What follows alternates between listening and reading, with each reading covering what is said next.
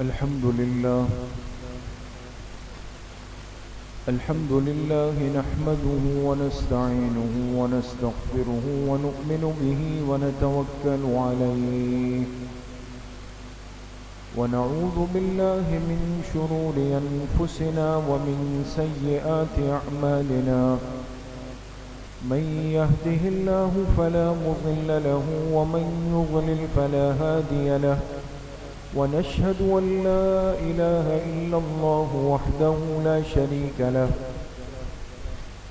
ونشهد أن سيدنا وسندنا ونبينا ومولانا محمدا عبده ورسوله صلى الله تعالى عليه وعلى آله وأصحابه أجمعين أما بعد فأعوذ بالله من الشيطان الرجيم بسم الله الرحمن الرحيم ولا تلقوا بأيديكم إلى التهلكة وأحسنوا إن الله يحب المحسنين وقال رسول الله صلى الله عليه وسلم إن دماءكم وأموالكم وأعراضكم حرام عليكم كحرمة يومكم هذا صدق الله وصدق رسوله النبي الكريم ونحن على ذلك لمن الشاهدين والشاكرين والحمد لله رب العالمين. درود شریف پڑھ لیں. اللهم صل على محمد وعلى آل محمد كما صليت على إبراهيم وعلى آل إبراهيم إنك حميد مجيد. اللهم بارك على محمد وعلى آل محمد كما باركت على إبراهيم وعلى آل إبراهيم إنك حميد مجيد. میرے محترم دوستو، بھائیوں اور بزرگوں، اللہ رب العزت کا بہت بڑا کرم اور احسان ہے کہ جس مبارک اور محبوب دین سے ہماری نسبت ہے، ہمارا تعلق ہے، اس دین میں ہمیں ایک دوسرے کا احترام، ایک دوسرے کے حقوق کا خیال رکھنا اور آپس میں ایک دوسرے کی جان مال، عزت، آبرو کی حفاظت کے لیے فکرمند ہونے کا احساس دلایا گیا.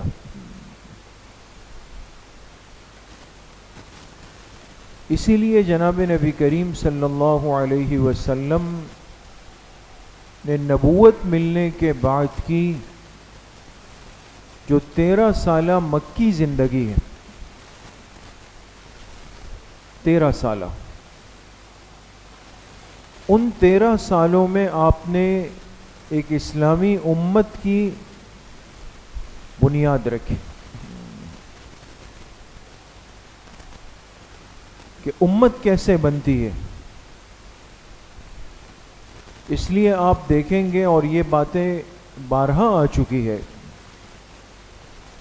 کہ مکہ مکرمہ کی 13 سال کی زندگی میں آپ علیہ الصلاۃ والسلام پر بے انتہا تکلیفیں، آزمائشیں اور پریشانیاں آئیں،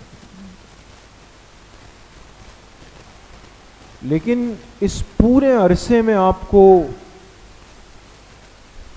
صبر ملے گا، برداشت ملے گی، حوصلہ ملے گا، ہمت ملے گی، یہ سب چیزیں نظر آئیں گی. اس لیے کہ امت کو بنانے میں ایک جوڑ پیدا کرنا ضروری ہے، اور جب انسان کسی نئی چیز کی بنیاد رکھتا ہے اور وہ واقعتاً مخلص ہو تو بہت کچھ اس کو برداشت کرنا پڑتا ہے. ہاں، آپ نے بنیاد بنا لی، مضبوط ہو گئے، پھر آگے سب کچھ آپ کا ہے. پھر جب آپ علیہ الصلاۃ والسلام ہجرت فرما کے مدینہ طیبہ تشریف لائے تو مدنی زندگی کتنے سال کی ہے؟ 10 سال کی.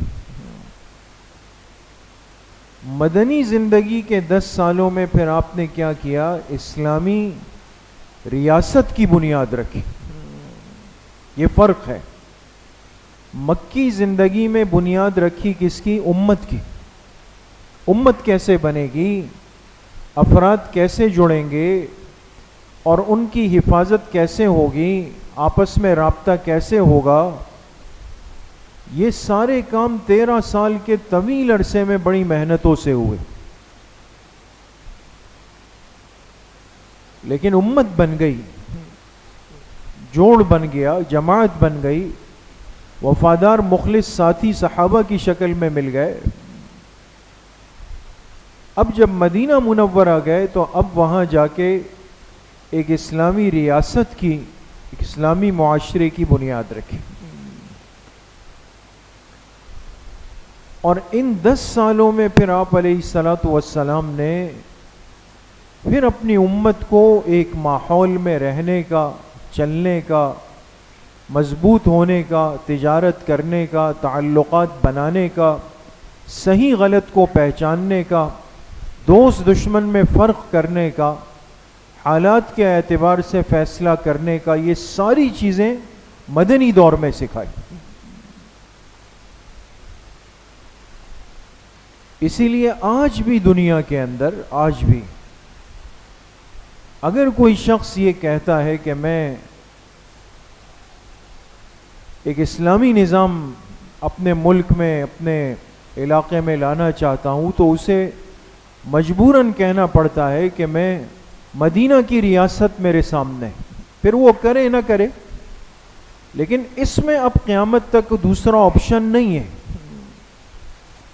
کہ جو رول ماڈل ہے وہ مدینہ کی ریاست ہے.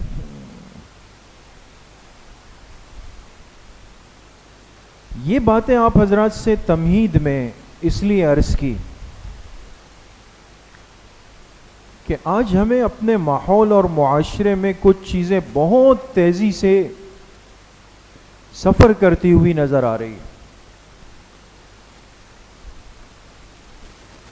جو آج سے پہلے شاید نہیں تھی لیکن اب ہے، اور اتنی تیزی سے ہے کہ ہر روز آپ کے سامنے ایک نئی داستان، ایک نئی کہانی، ایک نیا واقعہ، ایک نیا حادثہ وہ سامنے آ رہا ہے. ہمارے اسلامی ماحول اور معاشرے کے اندر جنونیت کا، تشدد کا، عدم برداشت کا، بے حسی کا اور ایک بے ادبی اور گستاخی کا ماحول بنتا جا رہا ہے. بہت غور کیجئے گا دوستو. 3 چیزیں الگ الگ ہیں.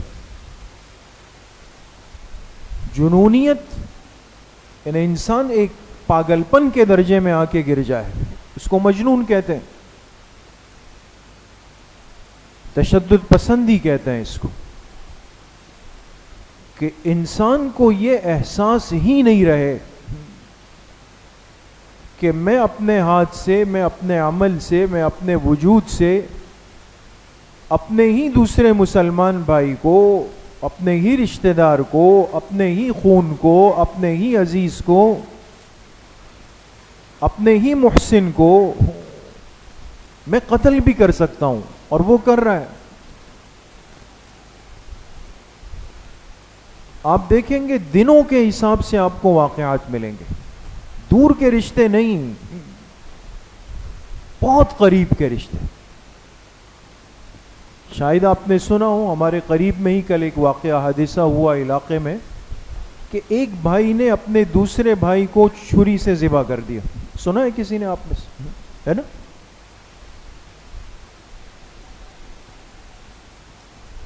اب انسانیت، انسان کا قتل ہو، اسلامی ریاست اس کی اجازت نہیں دیتی، منع کرتی ہے، حرام کرتی ہے، اس پہ سخت سزا رکھتی ہے کہ جس نے کیا اس قاتل کو فوراً مار دیا جائے، ورنہ معاشرہ تباہ ہو جائے گا.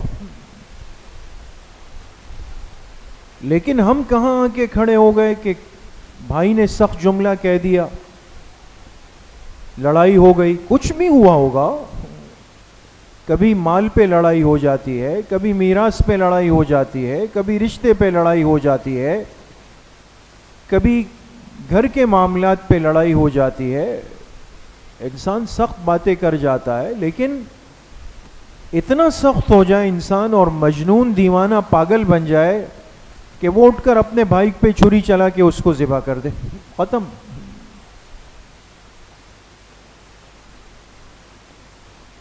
استاذ ایک طالب علم کو تھپڑ مارے، سزا دے، آپ سب ماشاءاللہ پڑھے لکھے سمجھدار ذمہ دار ساتھی ہیں، اور ہم میں سے شاید کوئی بھی ایسا نہیں ہوگا کہ جس نے اپنی زندگی کا ایک ایسا وقت ہوگا جو مکتب میں، مسجد میں، اسکول میں، استاذ کے سامنے، قاری صاحب کے سامنے بیٹھ کے کم ہو زیادہ ہو لیکن ضرور گزارا ہوگا۔ اور آج سے 15-20 سال پہلے چلے جائیں اور اپنے بڑوں سے، اساتذہ سے جو ہم سنتے ہیں، تو اس وقت تو استاذ طالب علم کا جو رشتہ تھا وہ ایک الگ انداز کا تھا۔ تو ماں باپ بچے کو لاتے تھے اور کہتے تھے کہ ہڈی ہماری کھال تمہاری، یا اس طرح کوئی جملہ مشہور تھا۔ مقصد ہے کہ یہ بچہ آپ کا شاگرد ہے، آپ کے حوالے ہے، آپ اس کی تربیت کریں، اس کو تعلیم دیں، اس کو قرآن پڑھائے، اس کو حافظ بنائیں۔ اس بنانے میں اگر آپ نے اس کی سختی تادیب کرنی ہو تو ہم آپ سے گلہ شکوہ نہیں کرتے۔ ایسا تھا نا دوست۔ اسی لیے آپ دیکھیں جو پرانے اساتذہ قاری صاحبان تھے آج تک، ان کا قرآن کتنا مضبوط ہوتا، کیسا قرآن پڑھتے تھے۔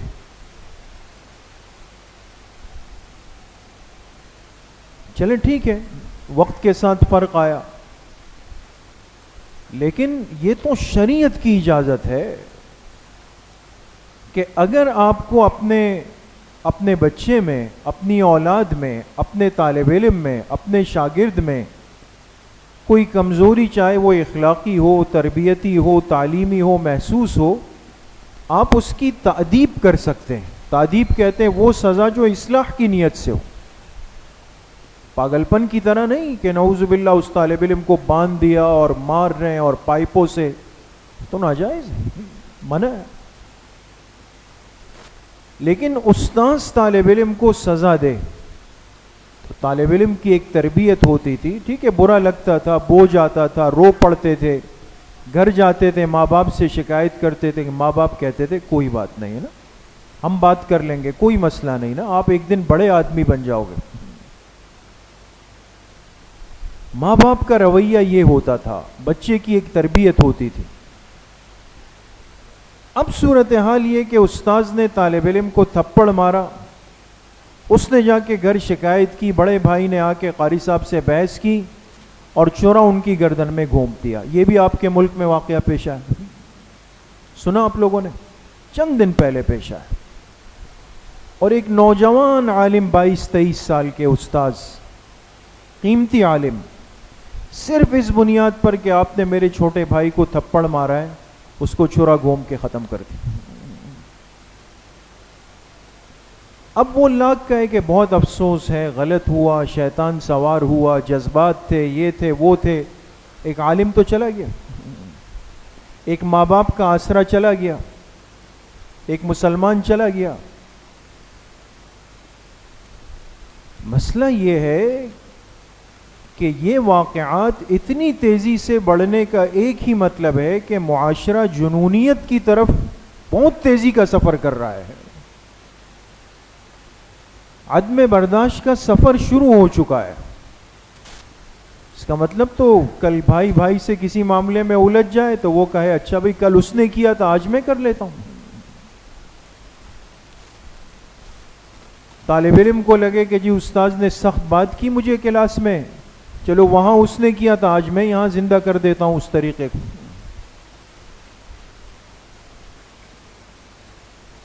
ایک اسلامی ملک میں، ایک اسلامی ماحول میں، ایک اسلامی ریاست میں یہ ذہنیت کیوں پرورش پا رہی ہے؟ وجہ اس کی کیا ہے؟ کچھ نہ کچھ اسباب و عوامل تو اس کے ضرور ہیں۔ ایک بات. دوسری چیز بے حسی، بے توجہی، بے پرواہی. آپ غور کریں اپنے ماحول میں کہ پڑوس میں ایک لاش پڑی ہوئی ہے جس کو 6 مہینے گزر گئے، ہے نا؟ سنا ہوگا نا؟ ایک عورت کی لاش ملی جس کو 6 مہینے گزر گئے. اڑوس پڑوس میں ماں باپ کو، رشتہ داروں کو، متعلقین کو نہ پتہ نہ پرواہ. ایک پرواہ کرنے والا معاشرہ جو ہوتا ہے نا دوستو، اگر شوہر آدھا گھنٹہ دیر سے آئے تو ایک اسلامی معاشرے میں اس کے ماں باپ، اس کی بیوی پریشان ہو جاتے ہیں. کیا ہو گیا آج؟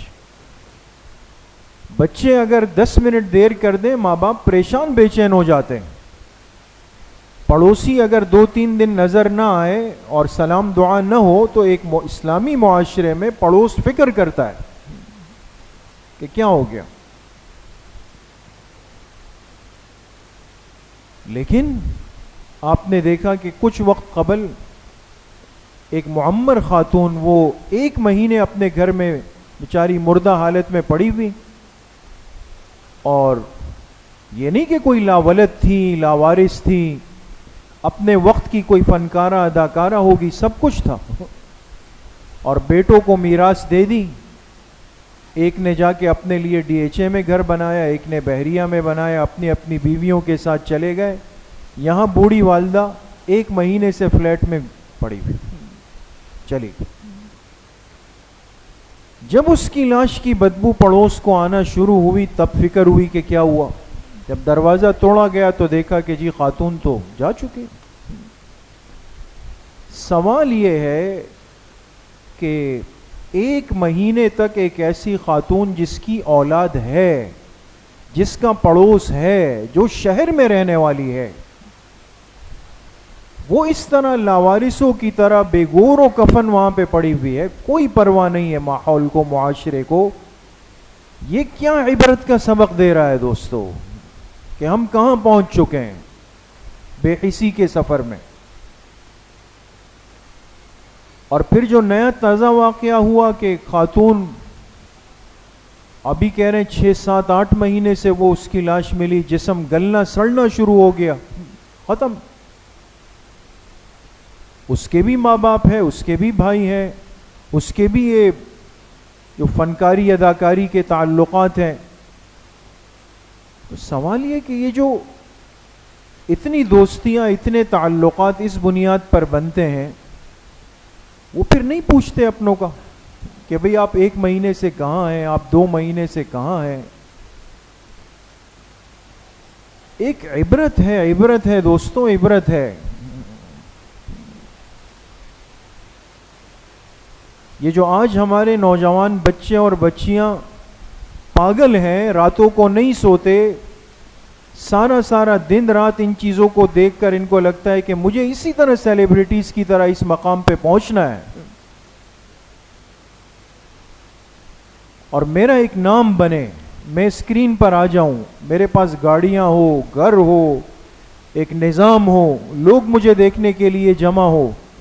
یہ ہمارے شہر کے 2 واقعات دوستوں اسلامی معاشرے اور ہمارے نوجوان بچوں بچیوں کے لیے بہت بڑا سبق عبرت ہے.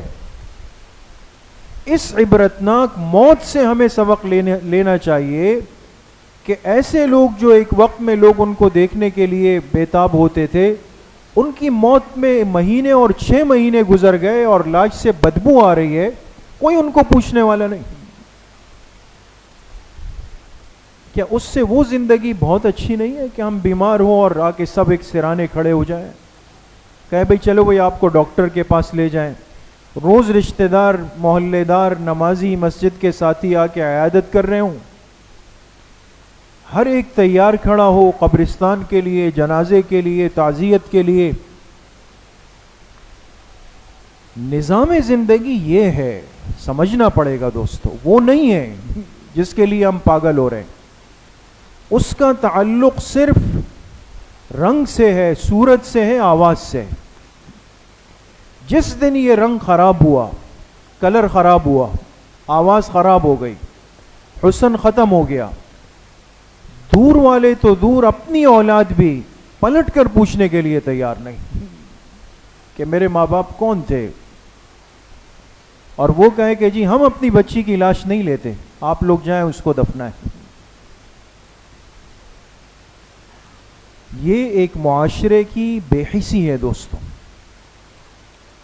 جبکہ اسلامی معاشرہ جو محبوب کائنات جناب رسول اللہ صلی اللہ علیہ وسلم کی برکت سے تشکیل پایا، اس میں کیا فرمایا آپ علیہ السلام نے کہ اگر ایک عورت گھر میں سالن بنائے تو اس میں 1 چمچہ پانی کا بڑھا دے اور نیت کر لے کہ یہ شوربہ کس کو بھیجیں گے؟ اپنے پڑوسی کو۔ یہ روز کے کھانے کا پکانے کا انداز بھی ہمیں ایک سبق دیتا ہے سنت زندگی میں۔ ظاہر سی بات ہے، آپ ایک کٹورے میں سالن لیں گے، بچے کو دیں گے، جاؤ بھائی پڑوس میں دے کے آ جاؤ، آنٹی کے گھر پہ دے کے آ جاؤ، روز ایک رابطہ ہوگا کہ گھر پہ ہے نہیں ہے، کیا ہے، بیمار ہے، خوش ہے، سفر پہ ہے، کیا ہے اور کیا نہیں۔ اور یہ تو وہ حیوانی معاشرہ ہے دوستوں کہ 6 مہینے کی لاش گل رہی ہے، سڑ رہی ہے، بدبو آ رہی ہے اس سے، نہ اپنوں کو پرواہ نہ پرایوں کو پرواہ، یہ جانبین سے ایسا سلوک ہو رہا ہے۔ ہم یہ بھی نہیں کہہ سکتے کہ خدا نہ خواستہ وہ مرنے والے ہی 100% غلط، ٹھیک ہے انہوں نے اپنے لیے وہ راستہ چنا جس نے ان کو یہ انجام دکھایا، لیکن اولاد جتنی بری ہو جائے، جتنی خراب ہو جائے، رشتے کتنے بھی بگڑ جائے، ایک جانور اپنے بچوں کو نہیں چھوڑتا۔ انسان اور انسانیت کا بہت بڑا رشتہ ہوتا ہے، اور بالکل تعلقات کو اس درجے میں لے آنا کہ بھئی کچھ عطا پتہ نہیں، اور پھر بعد میں یہ کہنا کہ جی جا کے اس کو لاوارثوں کی طرح دفنا دے، یہ بھی بے حسی کی انتہا ہے دوستو، یہ شریعت کی تعلیم نہیں۔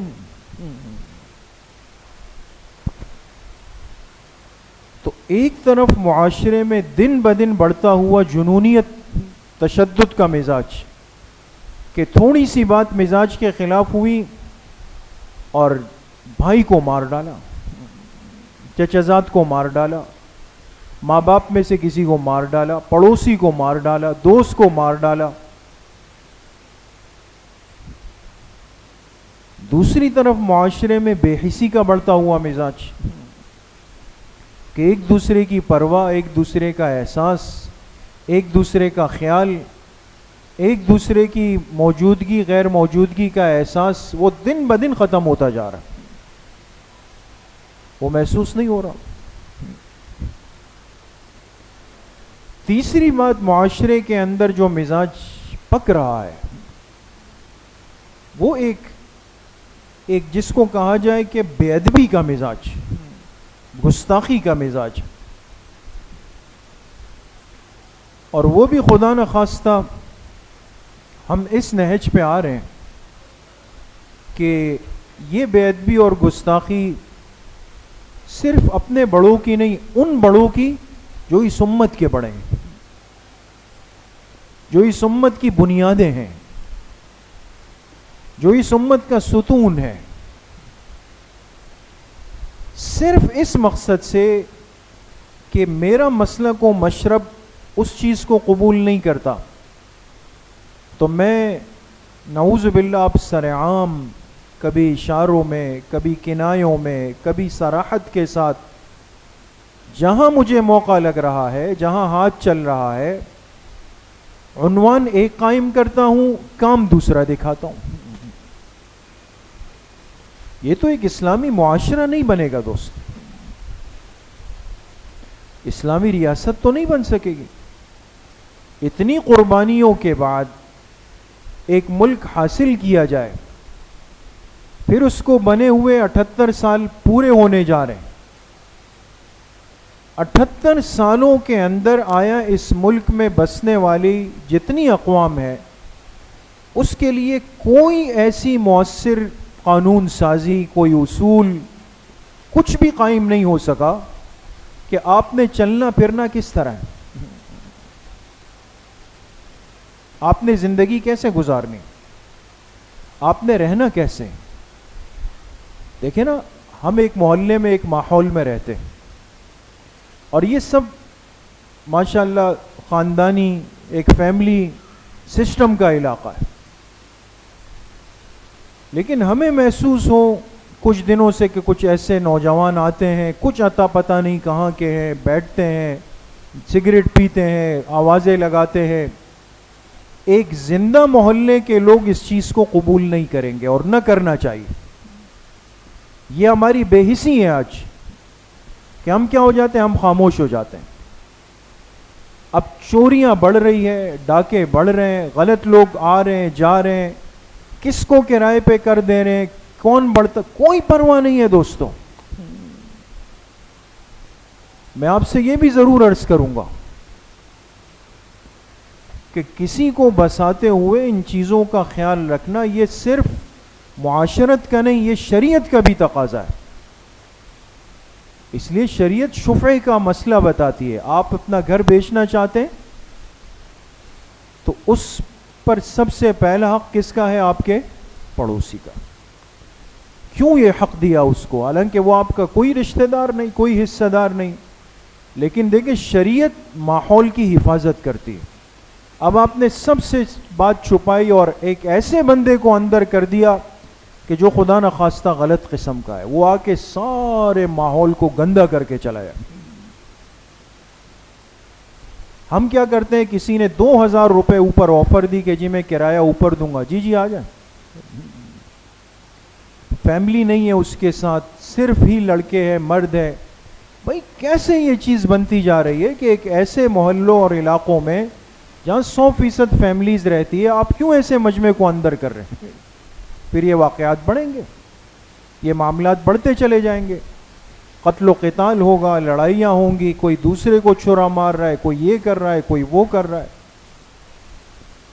تو میں عرض یہ کرنا چاہ رہا تھا کہ جہاں لوگ زندہ ہوتے ہیں ذہنی اور عقلی طور پہ, وہ غلط چیز کو دیکھتے ہی فوراً اس پہ گرفت کرتے ہیں. اور بعض علاقوں میں لوگ ہوتے ہیں دوستو, بعض علاقے ہمارے شہر میں, کراچی میں اس اعتبار سے بڑے مضبوط ہیں کہ آپ کہیں چلے گئے اور گھر ڈھونڈ رہے ہیں, وہ آ کے فوراً پوچھیں گے بھائی خیریت ہے, آپ کو کسی کے گھر جانا ہے. احساس تو ہونا کہ بھئی آپ پر کوئی نظر رکھا ہوا ہے. تو اب یہ گلیاں ہیں, یہ راستے ہیں, یہ روڈ ہیں, یہ عبادت گاہیں ہیں, یہ تو ایک اسلامی ریاست ہے. اس میں آپ ایک عنوان کے ساتھ چلیں اور آپ کو سب پروٹوکول سب دیا جائے, اور پھر اس میں جا کے آپ نعوذ باللہ ہماری اسلام کی مقدسات اور محترمات کو ایسی باتیں کریں کہ جس سے کسی کے مذہبی جذبات متاثر ہو.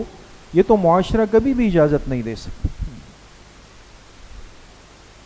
لیکن کرنے والا کیوں کر رہا ہے, اس لیے کہ اسے پرواہ نہیں ہے.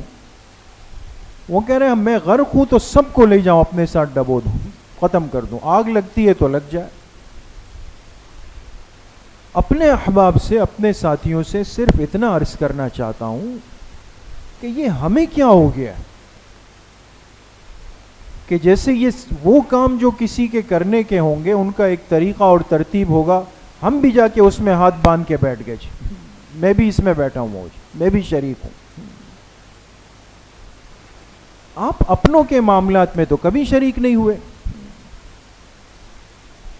صرف اس لیے کہ آپ کو آنے والے معاملات میں, سیاست میں, الیکشن میں کسی کی ہمدردیاں چاہیے تو جا کے ان کے ساتھ ان کے بن گئے, ان کے گن گانے لگ گئے, ان کے ساتھ کھڑے ہو گئے, ان کی تعریفیں کرنے لگ گئے. پھر آپ کے ناک کے نیچے بیٹھ کر وہ آپ کے مقدسات کو جو بھی کہہ رہا ہے آپ بھی ہاں ہاں کہہ کے سر ہلا رہے.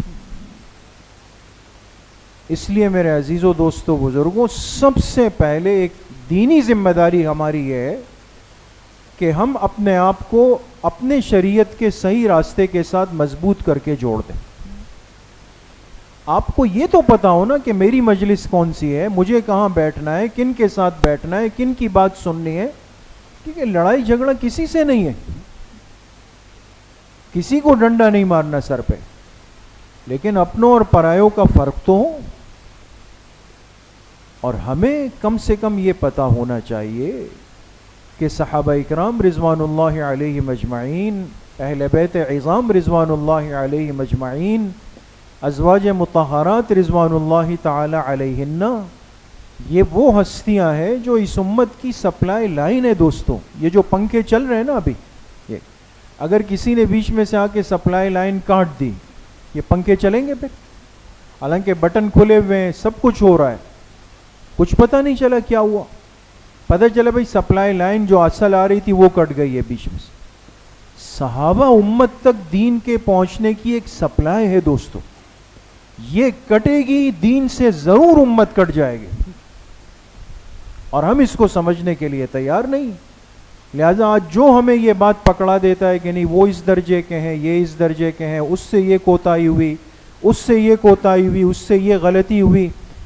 میں آپ کو ایک جملہ آخر میں عرض کر کے بس بات ختم کروں گا کہ صحابیت کا مقام اس کے اعمال سے طے نہیں ہوتا، پیغمبر کی صحبت سے طے ہوتا ہے. صحابیت کا مقام اس کے اعمال سے طے نہیں ہوتا بلکہ پیغمبر کی صحبت سے طے ہوتا ہے.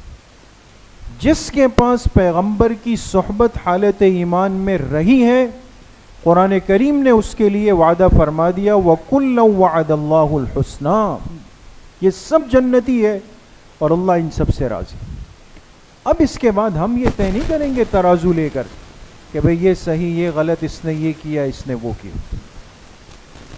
تو بہرحال یہ وہ کچھ ضروری باتیں جو میں نے آپ سے عرض کی کہ معاشرے میں ایک تشدد جنونیت کا مزاج، پھر اس کے ساتھ بے حسی کا مزاج، پھر اس کے ساتھ بے ادبی کا مزاج، یہ دن بدن بڑھ رہا ہے. اس لیے اپنے آپ کو ان فتنوں سے ہم نے بچانا بھی ہے اور صحیح ماحول سے اپنے آپ کو جوڑ کر رکھنا ہے. اللہ کریم مجھے بھی آپ سب کو صحیح عمل کی توفیق نصیب فرمائے. الحمدللہ رب العالمین والصلاة والسلام علیہ